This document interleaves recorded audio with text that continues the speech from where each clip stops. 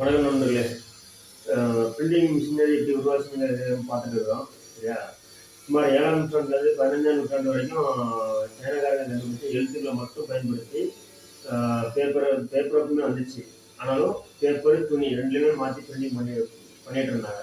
15ஆம் நூற்றாண்டில் ஜெர்மனில் குட்டன்பெர்க்ங்கிறவர் மிஷினரி உருவாக்க பிளான் பண்ணி அவர் ஒரு 5 வருஷம் போராடி ஒரு மிஷினை உருவாக்குறாரு. அது வந்து பெட்டு மூவ் பண்ணுறது. எழுத்துல உள்ள அடுக்கி வச்சு அதுக்கு மேலே பேப்பரை வச்சு அந்த ஹேண்டில் இழுத்தா பிரிண்டிங் வர மாதிரி செட் பண்ணுறாரு. சரிங்களா?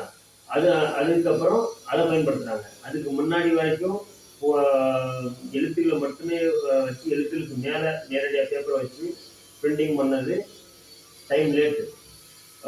ஒரு பேப்பர் பிரிண்டிங் பண்ணால் குறைஞ்சது 5 நிமிஷம் ஆகும். அந்த மாதிரி இது அதோட நேரத்தை இன்னும் குறைக்குது.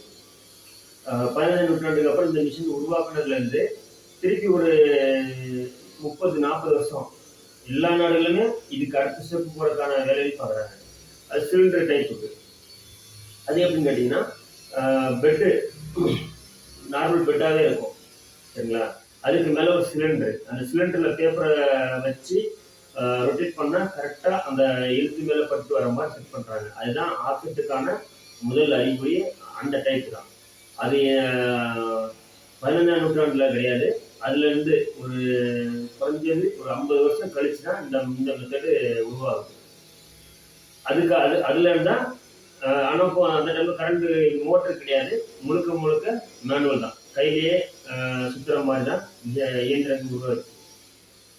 நம்ம ஆப்செட் எப்படி உருவாச்சுங்கிறத அடுத்த வீடியோவில் பார்ப்போம். நன்றி.